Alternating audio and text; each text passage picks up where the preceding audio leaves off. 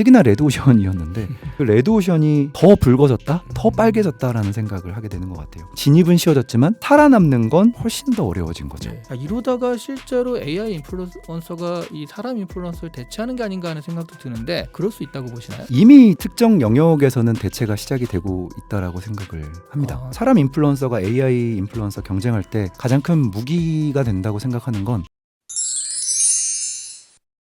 안녕하세요. 자, 오늘은 특별히 우리 주성균 대표님과 같이 하실 텐데, 주성균 대표님은 어디서 봤지 하시는 분 있을 건데요. 아마 제일 처음에 우리가 마케팅 관련해서 이야기를 할 때 모신 대표님입니다. 근데 주성균 대표님이 대표적인 엔잡러 중에 하나고, 그 엔잡이 그냥 하는 수준이 아니라 그 분야에서 대표까지 가는 그런 것까지 하시거든요. 오늘 그래서 마케팅 말고 또 하나 이분이 잘하셨던 게 인플루언서 협회라는 게 있어요. 그 인플루언서 협회 대표를 지금 하고 계시거든요. 아마 AI를 가장 많이 도입하는 곳 중에 하나가 인플루언서, 크리에이터 분야라고 생각을 해서 누구보다도 빠르게 AI를 좀 아시는 분들은 현업에서 어떻게 쓰일지가 굉장히 궁금하실 것 같아요. 그래서 주성균 대표님 모시고 오늘은 인플루언서에 대한 이야기, 크리에이터에 대한 이야기를 듣도록 하겠습니다. 대표님 또 다시 뵙네요. 반갑습니다. 네, 반갑습니다. 초대해 주셔서 감사합니다. 네, 우리 그 인플루언서 협회 지금 대표이신 거죠? 네, 맞습니다. 이건 또 어쩌다가 여기까지 하게 되신 거예요? 글로벌 인플루언서 협회라는 사단법인이고요. 네. 7년차 사단법인입니다. 그래서 저는 사실 이 협회랑은 한 3년 동안 저는 본부장으로 사실 이제 역임을 하고 있었고, 이제 이번 연도 5월부터죠. 5월부터 대표직으로 이제 우연찮게 선임이 되었습니다. 네. 그럼 그 인플루언서 협회에 속하신 인플루언서들이 굉장히 많은 상황인 건가요? 네, 많습니다. 지금 뭐 66개국의 390팀 정도를 저희가 66개국이요? 네. 아, 글로벌한 거네요. 네, 맞습니다. 물론 뭐 꼭 해외에 있다고 해서 네. 해외에 없다고 해서 네. 해외를 타겟팅할 수 없는 시대는 또 아니잖아요. 네. 그래서 한국에 있으면서도 여러 나라를 타겟팅을 할 수 있는 시대가 됐기 때문에 여기 계신 분들이 대부분 한국에 거주하고 계신 외국인 인플루언서 분들도 있으시고요. 그리고 한국인 분들도 당연히 있으시고요. 네. 네. 아니 그렇게 좋은데 왜 시한책방은 초대를 안 하셔가지고 그래서 지금 이제 초대하려고 생각하고 있었습니다. 네, 엎드려 절받기를 잠깐 해봤고요. 아, 그러면 그 인플루언서 협회에서 하는 일, 그러니까 본인이 하는 일 말고 인플루언서 협회가 하는 일은 뭔가요? 협회가 하는 일은 결과적으로 우리 인플루언서들의 지속 가능성을 위한 여러 가지 도움을 주는 일들을 하고 있어요. 네. 그래서 인플루언서들에게 저희가 서베이를 해보고 많은 이야기를 나눴을 때 필요한 부분들, 예를 들어 이분들이 대부분 또 혼자 일하시기 때문에 네트워킹이 잘 안 되십니다. 맞아요. 네. 그래서 네트워킹에 많은 어려움을 겪고 계시고, 그런 부분에 있어서 좀 말씀을 주신 부분이 있어서 저희 또 많은 행사들을 하면서 네트워킹을 만들어 드리고 네. 있고요. 그래서 저희가 또 이분들이 하는 일들에 대한 또 박수를 또 쳐주는 일들이 있어야 된다고 생각해서 매년 어워드를 개최를 하고 있습니다. 그래서 국회에서 어워드를 진행하면서 이제 인플루언서들에게 이제 트로피를 수여를 하고, 또 나라상이거든요. 그래서 나라상을 주면서 이분들이 했던 일들이 얼마나 이제 박수를 받을 만한 일인가에 대해서 한번 또 인정을 해주는 역할도 하게 되고요. 그다음에 또 인플루언서가 필요한 게 크리에이티브에 대한 아이디어, 네. 항상 그 고갈에 대한 걱정들을 하고 있는데, 그런 아이디어들이 고갈되지 않도록 저희가 뭐 힐링 캠프 같은 것들도 많이 진행을 해줘요. 그래서 으쌰 네, 으쌰으쌰 해주는 것도 있고, 뭐 네. 저희가 다음 주에 방송이 언제 나갈지 모르겠지만 저희가 이제 6월 달에는 이제 디지털 디톡스 캠프라는 것도 갑니다. 그래서 인플루언서들의 핸드폰, 컴퓨터 의존도가 너무 높잖아요. 그렇죠. 그래서 이걸 너무 쳐다보고 있기 때문에 못 보는 세상과 못하는 것들이 있어요. 그래서 그런 부분들 안에서 또 크리에이티브를 챙겨가실 수 있을 것 같아서 저희가 핸드폰을, 컴퓨터를 이제 1박 2일 동안 빼앗고 이분들이 조금 더 이제 서로를 바라보거나 뭐 먼 산도 바라볼 수 있고 하늘도 볼 수 있는 시간들을 가지면서 좀 치유와 힐링을 통해서 아이디어를 또 만들어낼 수 있는 그런 캠페인도 하고요. 그래서 다양한 지금 기존 뭐 에이전시가 하는 어떻게 보면 상업적인 활동 외의 모든 것들, 그래서 저희가 또 지금 열심히 준비하고 있는 게 뭐 인플루언서들이 지금 계약하는 과정에서 사실 좀 좋지 않은 계약서들의 행태들이 많이 보이고 있어서 저희가 또 이제 나라와 함께 표준 계약서를 만드는 것도 지금 이제 준비를 하고 있는 중에 있습니다. 오, 근데 계약서를 도와준다는 건 사실 제가 얼핏 들었을 때는 에이전시인가 MCN인가 약간 헷갈리는 정도다 생각했는데, 계약서가 도와준다는 건 그냥 에이전시나 MCN 차원은 아닌 거예요? 이게 예전에 엔터에도 이제 빈번했던 일이에요. 네네. 이게 너무 어릴 때부터 이제 이 아이돌이나 배우를 하고 싶어하는 아이들이 이제 멋 모르고 제대로 읽지도 않고 계약을 하기 때문에 노예 계약으로 묶이는 경우들이 많았었고, 그런 행태 때문에 이제 한번 되게 크게 이슈가 돼서 이제 연예인들을 위한 표준 계약서가 만들어진 적이 있거든요. 그렇죠. 그래서 그런 부분이 비슷하게 지금 인플루언서에게도 일어나고 있는 있는 상황이어서 그런 부분 때문에 또 많이 피해를 입은 인플루언서 분들도 계셔서 그런 것들을 좀 미연에 방지를 하고자 좀 표준 계약서를 만드는 일들을 하고 있습니다. 그러니까 에이전시와 MCN이라기보다는 정말 협회네요. 네, 저희는 상업적인 활동 외의 모든 것들에 대한 지원을 하는 단체라고 봐주시면 될 것 같아요. 그래요? 네. 제일 중요한 걸 빼고 상업적인 활동을 빼고 이게 상업이 들어가는 순간 이게 인플루언서 협회라고 하는 목적성 자체가 상당히 애매해집니다. 이제 인플루언서들을 저희가 어떻게 보면 뭐 어떤 돈에 대한 가치로 평가를 해야 되거나 돈으로 뭔가 섭외를 해야 되는 그런 상황들이 생기게 되는 순간 사실 MCN과 구분도 애매하게 되는 거고요. 네. 그래서 그런 부분이 아닌 정말 좀 비영리 단체로서 상업성은 좀 배제하고 이제 지원이 필요한 모든 부분에 있어서 저희가 가진 모든 네트워크를 써서 그 네트워크가 가진 가치들을 이용해서 좀 도움을 주자라고 하는 게 협회의 취지. 그래서 봐주시면 국회랑 될것 같이 일을 할 수가 있는 거군요. 네, 그래서 네. 저희 행사에 오면은 한번 초대를 드릴 건데 행사에 오면은 보통 상업적인 어떠한 행사에는 오지 않으시는 분들이 있어요. 예를 들어 유엔이나 그린피스 같은 단체들은 상업성이 있으면 참여하지 않으시거든요. 근데 저희 행사에는 같이 참여를 해주시고 있으십니다. 저는 안 가겠습니다. 저는 철저하게 상업적으로 좀 네, 상업을 지향하기 때문에 농담이고요. 이제 그 본격적으로 이야기를 좀 해보도록 할게요. 그러면 실제로 이제 크리에이터들이나 인플루언서들이 요즘에 많이 쓰고 있긴 하잖아요. 그 AI 말씀이시죠? AI를요? 네. 실제로 AI를 어떤 업무들에 가장 많이 쓰고 있는 편인가요? AI를 가장 많이 쓰는 분야는 역시나 컨텐츠를 만드는 모든 과정에서 쓰고 있습니다. 모든 과정이라는 건 뭐 신호를 만들고 촬영하고 편집하고 이런 데까지 다? 그렇죠. 사실 네. 신혼 만드는 것부터가 이들에게는 아주 어려운 일들이었는데 네. 이제까지 자기들이 해왔던 컨텐츠들을 학습시키고 그와 톤앤 매너가 비슷한 컨텐츠들에 대한 아이디어를 좀 만들어 달라고 하면 바로 이제 신호까지 써서 만들어주는 게 요즘 AI다 보니까 실제로 아이디어부터 컨텐츠 아이디어부터 이제 스크립트까지 사실 그 부분이 제일 어렵거든요. 그래서 그런 컨텐츠 제작 과정 마지막엔 편집까지도 전부 다 사실 AI가 들어와서 도움을 주고 있는 상황이라서 사실 인플루언서 분들도 엄청나게 좀 압박을 받고 있는 부분도 있어요. 이게 효율성이 높아진 건 맞는데 크게 체감된 변화가 콘텐츠 제작 속도에 대한 압박이 생긴 거죠. 그렇죠. 이게 옛날에는 뭐 기존에 뭐 일주일에 한 번씩 올렸던 분들이 막 이제 하루에도 여러 개를 올리는 그런 상황까지도 지금 나오니까 저희 시안책방이 그렇습니다. 지금 네. 그런가요? 일주일에 한 번씩 8년 했는데 이제 하루에 하나씩 올라가고 있어요.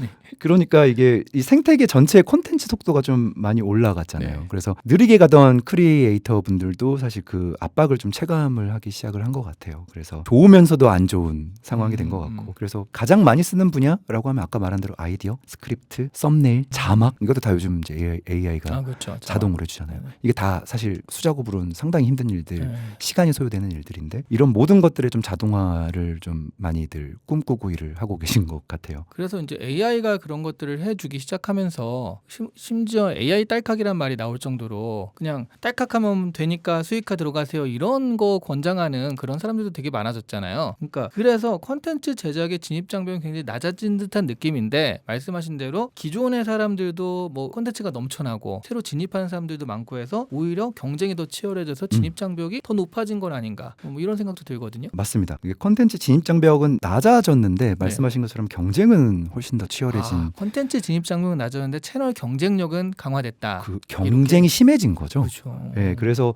상당히 역설적인데 진입 장벽은 정말 낮아졌어요. 여러 가지 편집 기술들이 이제 다 자동화되면서 예전에는 이제 카메라 편집 프로그램 글쓰기 능력이 없으면 시작도 못했잖아요. 네. 근데 이제는 스마트폰 하나랑 AI 몇 가지면 그럴저럭 괜찮은 컨텐츠가 네. 만들어지거든요. 그러다 보니까 크리에이터 숫자 자체는 폭발적으로 늘었어요. 정말 폭발적으로 늘었고 결과적으로 경쟁은 훨씬 좀 치열해졌습니다.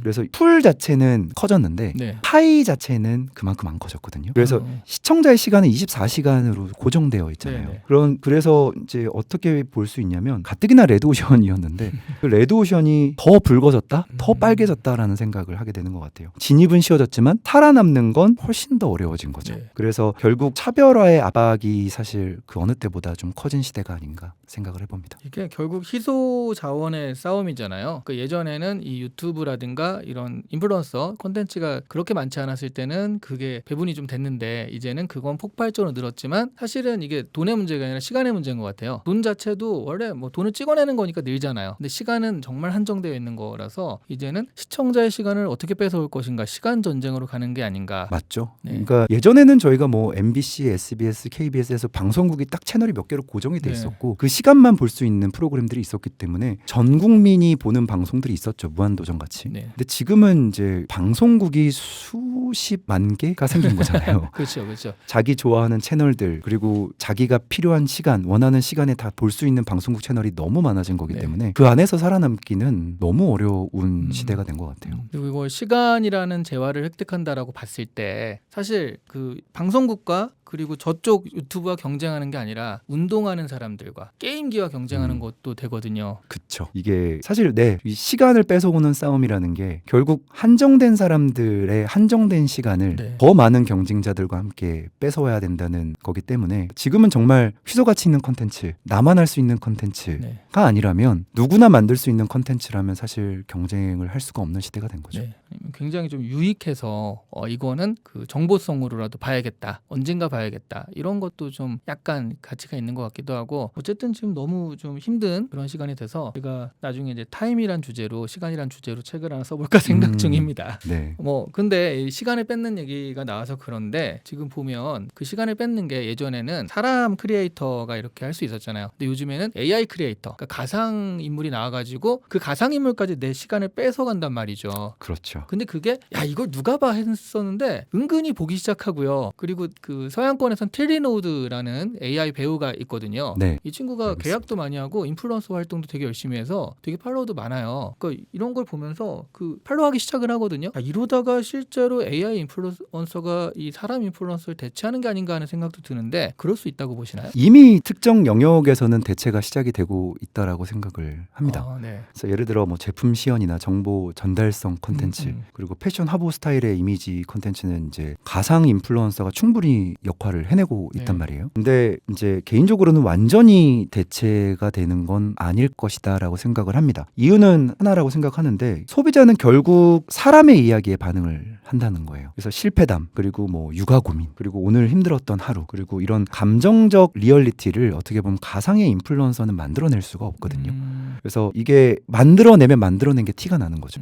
그래서 그런 것들에 요즘 더 민감해진 시대가 되다 보니까 그런 부분에 있어서는 절대적으로 못 넘어오지 않을까라는 생각을 하는 거고 제가 이제 노들 글로벌 예술섬 프로젝트를 하면서도 느낀 건데 사람들이 예술과 공간에 끌리는 이유는 그 안에 있는 인간의 감정과 이야기가 좀 있기 때문이라고 생각을 하거든요. 컨텐츠도 마찬가지인데 AI가 완벽한 비주얼을 만들어도 사람들은 그 뒤에 있는 진짜 사람의 이야기를 찾는 것 같아요.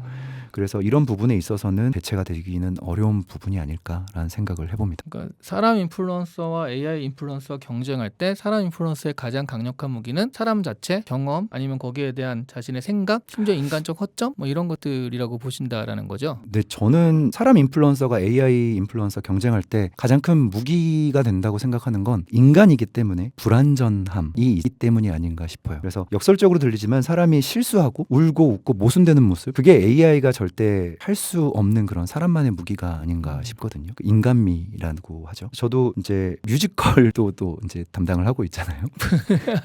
뮤지컬이라는 게 아이스 그 네, 아이스쇼. 나 혼자만 레벨업 네, 나 혼자만 레벨업 온 아이스. 네네. 그거 그쪽도 마케터도 하고 계신 네, 거죠. 일을 네. 돕고 있는데 그 무대를 이제 같이 만들어가면서 그 무대를 하는 모습까지 보면서 느끼게 된 건 관객은 완벽한 공연보다는 배우의 좀 진심에 반응하는 모습들을 많이 보게 된 것 같아요. 그래서 이런 AI는 아무래도 조금 더 완벽에 가까운 답을 내고 있고 네. 그런 뭔가의 캐릭터를 만들어도 너무 좌우 대칭이 완벽한 네. 너무 멋진 분들을 만들어내고 있는데 그게 좀 불편함으로 지금 작용을 하고 있는 게 현실이기도 하고 그래서 이런 불완전함이 어떻게 보면 이런 인간미적인 부분에서 사람의 무기가 될 수 있다 생각하고 그리고 또 두 번째 무기로 생각하는 건 커뮤니티라고 생각을 합니다. AI 인플루언서는 팔로워는 만들 수 있어도요 팬덤을 만들기는 어렵다고 생각을 하거든요.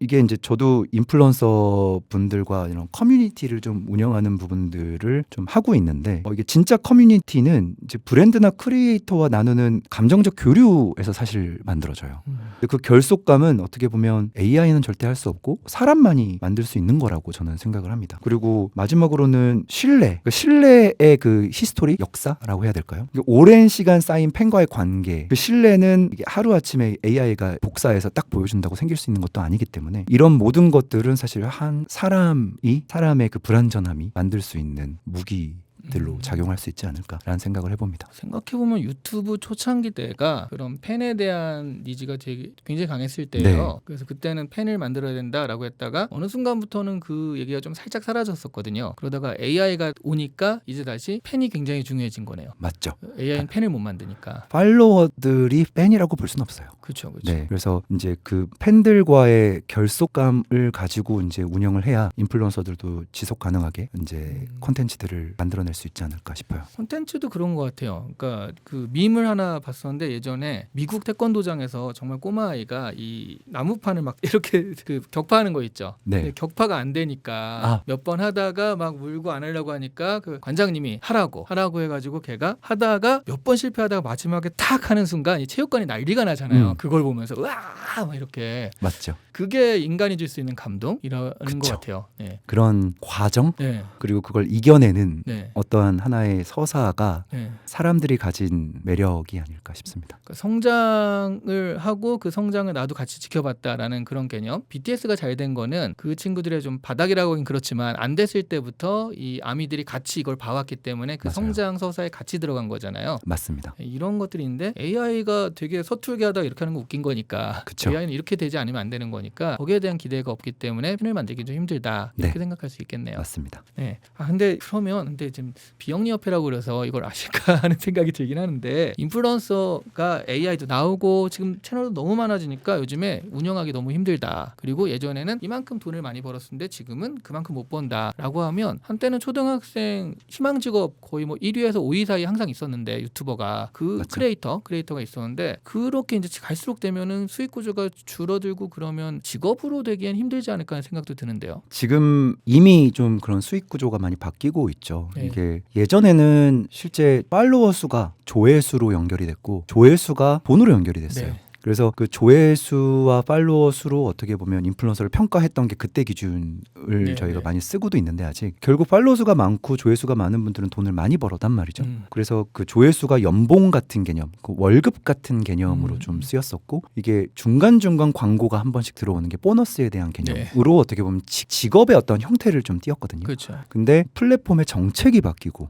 알고리즘의 정책이 바뀌면서 이것들이 그냥 이게 막 바뀌는 거예요. 우리 구독자한테도 노출을 안 해줘요. 그렇죠. 네, 그래서 구독자가 많다고 해서 조회수가 많이 나오는 게 아니라는 거더라고요. 네, 이게 정말 좀 어떻게 보면 직업으로 보면 너무 불안전한 거죠. 맞아요. 그래서 지금 플랫폼에 많이 기대던 분들은 결과적으로 지금 새로운 수익 구조를 찾지 못하면 더 이상 인플루언서 활동을 하기 어려울 정도로 사실 좀 많이 시장이 바뀌고 있습니다. 그래서 양극화도 그래서 좀 심해지고 있고요. 이제 상위 1%의 메가 인플루언서라고 하죠. 그분들은 영향을 좀 덜 받아요, 사실. 근데 오히려 그 희소성도 더 올라가고 있죠. 연예인들처럼 되고 있잖아요. 네네. 근데 이제 중간층이라고 하죠. 뭐 미드 인플루언서들은 단가 압박을 벌써 받기 시작했고 브랜드 입장에서는 AI로 콘텐츠를 만들거나 또 어떻게 보면 그거보다 더 가격적으로 메리트가 있는 나노 인플루언서들을 대량으로 활용하는 전략을 지금 택하는 경우가 늘고 있단 말이에요. 그래서 그 미드층이 지금 상당히 압박을 많이 받고 있는 상태이기도 하고 저희 협회에서도 이 문제를 정말 심각하게 보고 있어요. 그래서 크리에이터 권리보호 공론화 프로젝트를 진행을 하고 있는 부분도 저희가 단순히 광고 단가의 문제가 아니라 이제 AI로 생산된 콘텐츠의 크리에이터의 이제 스타일이나 목소리를 좀 무단으로 학습시키는 저작권 이슈까지 연결돼 있기 때문에 이거 업계가 전체가 함께 좀 논의를 해야 될 구조적 문제라고 생각을 하고 저희도 협회 차원에서는 일주일에 한 번씩 저희가 이제 아이데이라 그래서 매주 월요일 날 인플루언서들 이제 3팀에서 5팀 정도를 직접 만납니다. 만나서 이분들이 가지고 있는 이제 지속 가능하게 도와줘야 될 여러 문제점들을 같이 발굴하고 저희가 그 부분들을 저희가 가진 네트워크나 혹은 전문성을 가지고 도와줄 수 있는 부분들을 찾아서 새로운 파이프라인들을 좀 만들어드리는 작업들도 지금 좀 지속적으로 진행을 하고 있습니다. 그렇게 대책이 필요하다는 건 어쨌든 직업으로서는 굉장히 좀 불안정한 지경에 절정에 이르렀다라고 볼 수도 있는 건가요? 지금 예전 방식으로 머물러 있으면 네. 직업으로 되긴 어렵다고 생각을 하고요. 네. 저희가 플랫폼에 기대면 안 되는 거죠. 자기 스스로가 IP가 돼서 어떤 플랫폼이 되더라도 내가 할 수 있어야 되거든요. 네. 근데 지금은 뭐 유튜브 정책 한번 바뀌었다, 뭐 인스타그램 정책 한번 바뀌었다면 와르르 무너지시는 네. 분들이 있단 말이에요. 또 최근에 인스타그램이 왜 그러는지는 모르겠지만 채널들을 무단으로 닫아버리고 뭐 없애버리는 상황까지도 최근에 있었단 말이죠. 근데 그런 분들이 뭐 아무리 항의를 해도 다시 안 살려주는 그런 상황까지도 있다 보니까 다시 시작했더니 예전만큼의 팔로워가 또 안 늘게 되면서 이제 어쩔 수 없이 인플루언서 생활을 접게 되시는 분들도 많은데, 저희는 결국 이 사람의 하나의 IP가 어떤 플랫폼의 그런 정책에 좀 휘둘리지 않는 좀 지속 가능한 방법들을 좀 찾는 것들을 도와줘야 되는 시점이 왔다고 생각해서 그런 부분들을 좀 계속 발굴해 나가고 있는 중에 있습니다.